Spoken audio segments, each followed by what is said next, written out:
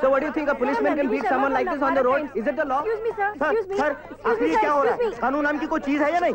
Police वाले जिसे चाहे उसे इस तरह पब्लिकली मारेंगे क्या?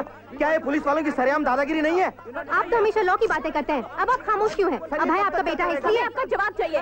Excuse me. ऊपर तक ले जाएंगे। It hardly matters, sir. हम जानना चाहते हैं। Justice. सर आप बताइए हमें।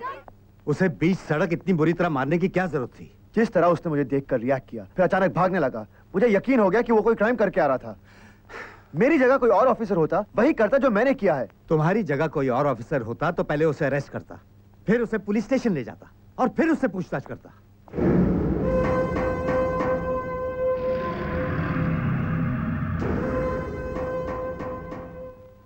तो आप मुझे महेंद्र सिंह राणा को अरेस्ट करने, उसे पुलिस स्टेशन ले जाने और फिर पूछताछ करने की परमिशन देते हैं?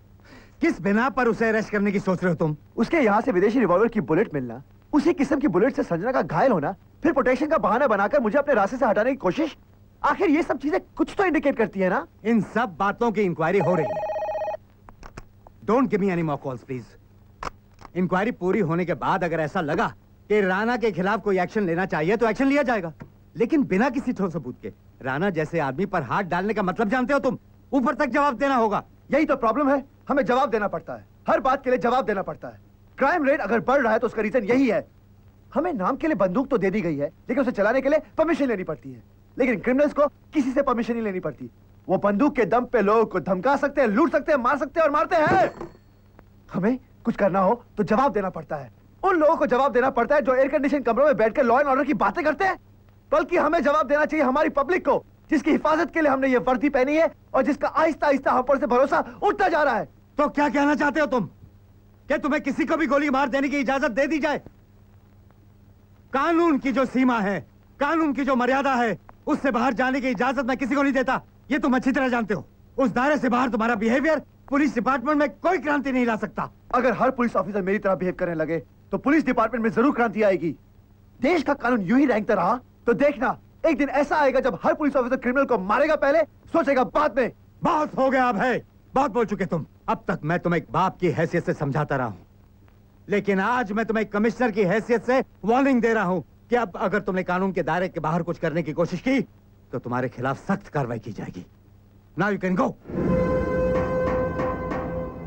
Yes sir.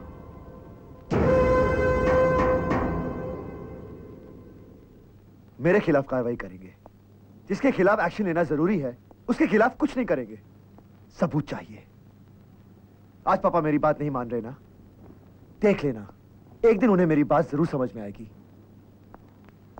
मैं सबूत के बिना पर बैठा नहीं रहूंगा, चाहे मुझे उसके खिलाफ प्रूफ मिले या ना मिले, मैं उसे नहीं छोड़ूंगा। महेंद्र सिंह राणा, मैं तुझे नहीं छोड़ूंगा।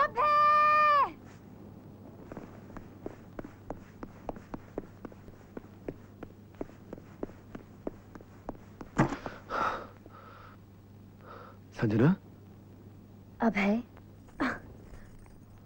जरा ये बांधो ना प्लीज। हेलो, बात पक्की है? पक्की है साहब। ओके, मैं आ रहा हूं।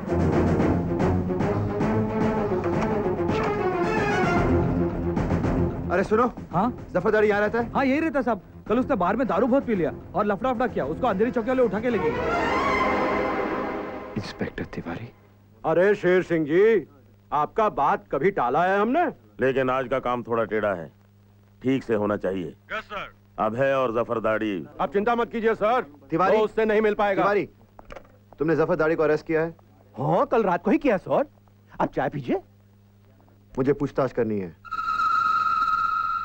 पूछताछ हमने कर लिया है सर। साला बियर बार में दारू पी के बोमा बोम कर रहा था। सेक्शन 75 में बुक करके पक्का केस बनाया हूं सर। चाय पीजिए ना सर। तिवारी, वो कोई छोटा मोटा क्रिमिनल नहीं है, उसके लिंक्स टेररिस्ट के साथ हैं। आपको मिसअंडरस्टैंडिंग हो गया है सर। ए चमक छल्लो, इधर आ। बता सर को, कल रात को वो तेरे को ही छेड़ रहा था ना? हाँ सर, मैंने ही FIR लिखाया। देखा सर? जा उधर बैठ। तिवारी, तुम जानबूझ के उसको बचाने के लिए? मुझे उससे पूछताछ करनी है और मेरे पास वक्त बहुत कम है। पूछताछ तो मैं उससे नहीं करने दूंगा सर। चाय पी लीजिए। Tiwari, open the lockup. देखिए सर, आप तो तिवारी! सर चाय सर।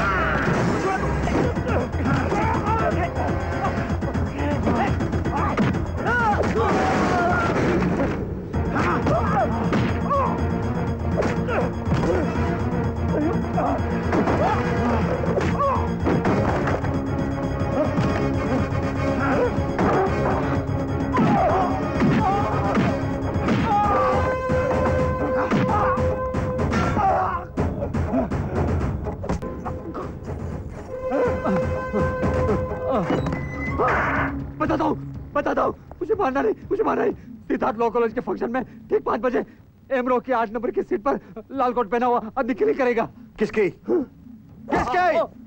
कमिश्नर साहब।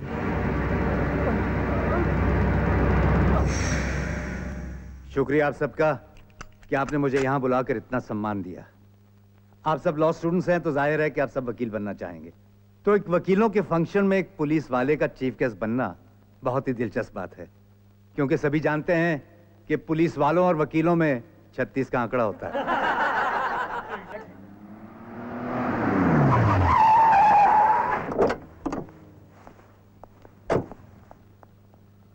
हम पुलिस वाले अपनी जान को जोखिम में डालकर एक मुजरिम को पकड़ते हैं और एक वकील एक कागज का टुकड़ा दिखाकर उसे छुड़ा ले जाता है। सच मानिए उस समय बहुत गुस्सा आता है और जी चाहता है कि सब वकीलों को पकड़कर जेल में डाल दूं। खैर ये तो मजाक की बात थी, लेकिन मेरा ये जरूर मानना है कि वकीलों और पुलिस वालों का रिश्ता इंप्रूव किया जा सकता है। अगर क्राइम को कंट्रोल करना है तो हमें एक दूसरे की मदद करनी होगी, और जिस दिन ऐसा हो गया इस देश का क्राइम रेट। अरे एसीपी अबे आए हैं यहाँ पे। हाँ अबे भी आए हैं। क्यों, क्या हुआ?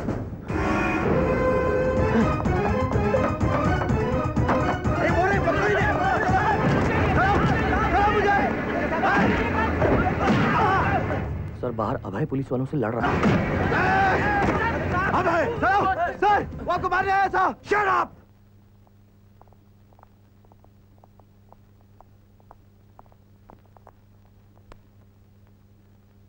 बोलो तिवारी। सर हमने साहब को बताया था सर कि हमने पूछताछ कर लिया है, लेकिन फिर भी साहब ने हमको बहुत मारा सर। देख लीजिए सर, हम अपने सीनियर्स की बहुत इज्जत करते हैं सर। हमने इनको पलट कर जवाब तक नहीं दिया सर। ये हमें मारते रहे और हम इन्हें चाय ऑफर करते रहे सर कि सर चाय पी लीजिए, चाय पी लीजिए। सर मैंने भी इनसे माफी मांगा था। मैंने साहब को बोला कि आज के बाद मैं कभी भी बियर बार में नहीं जाऊंगा, जिंदगी भर नहीं जाऊंगा। यहाँ तक बोला कि दारू पीना भी छोड़ दूंगा। फिर भी साहब जब हमें मारते रहे, कुछ सुनने को राजी ही नहीं थे। इनके असर में तो खून तवक्का था। ये मुझे सर किसी ने बताया कि कॉलेज में आप पर। Shut up.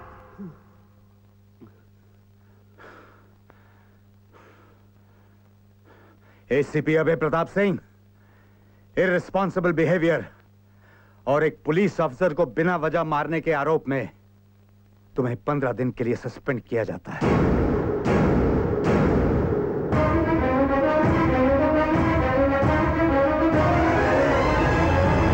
तुम्हारे खिलाफ डिपार्टमेंटल इंक्वायरी होगी, और जब तक इंक्वायरी पूरी नहीं हो जाती तुम रोज यहां शाम को आकर अपने पूरे दिन की एक्टिविटी की रिपोर्ट लिखोगे और डेट और टाइम के साथ साइन करोगे।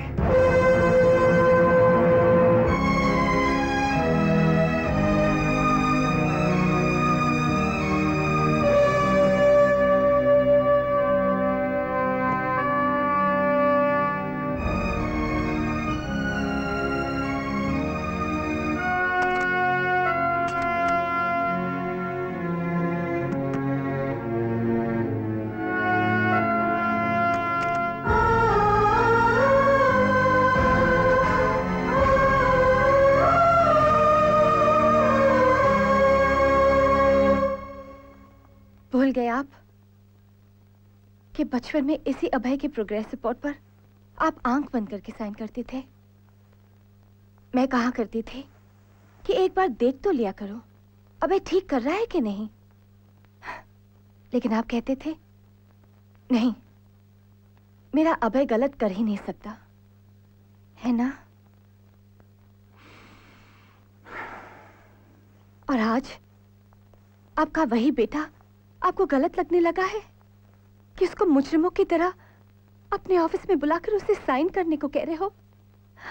आखिर क्यों? रहने दो माँ, इनसे अब कोई सवाल करना बेकार है।